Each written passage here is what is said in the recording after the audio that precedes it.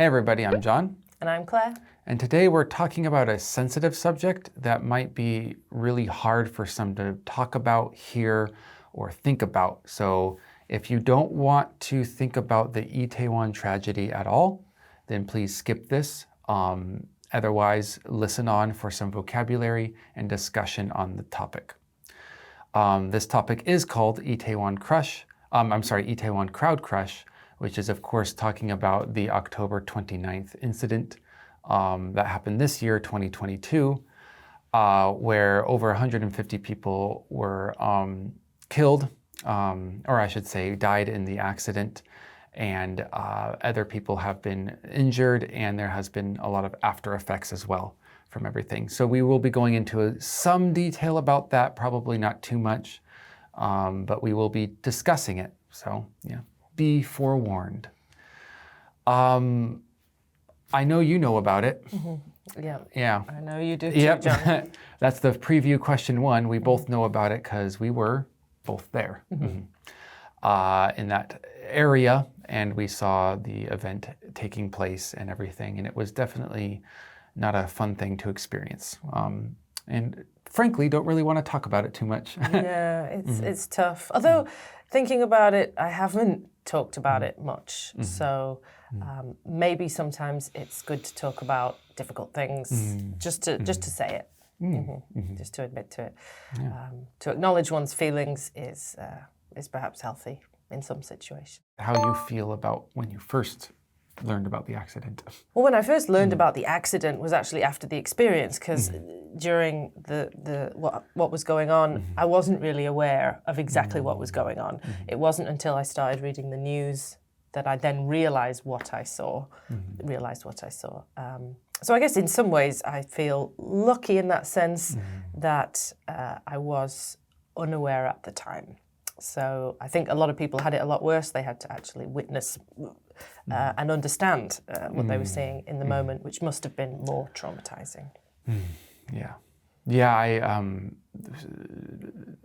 We the people I went with and myself were kind of stuck in the area for a while, since our mode of transportation was on the opposite end of where we were standing. And unfortunately, because of that vantage point, the aftermath was quite clear to see for us. But I do feel lucky in the fact that I wasn't at that exact location seeing what was happening at the time it was happening.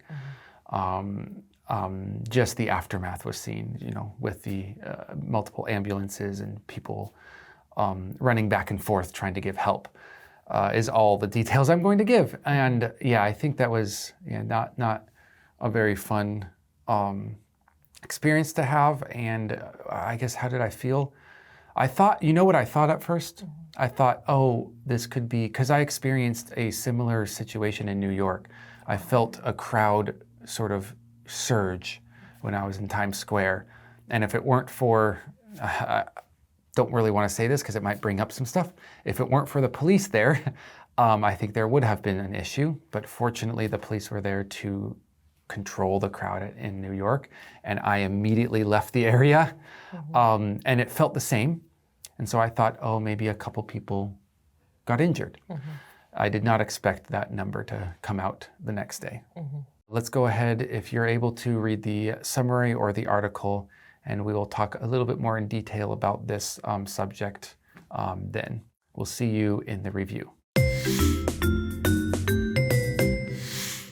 Itaewon Crowd Crush. On October 29, 2022, 150 lives were senselessly lost after crowds pushed into an alleyway in Itaewon. Family members of the victims were forced to go from hospital to hospital looking for their loved ones. Many people are now directing blame at the government for what happened, saying it failed in its responsibility to keep the public safe. The explanation that nobody was responsible for the tragedy, since there was no officially organized event, has not been well received.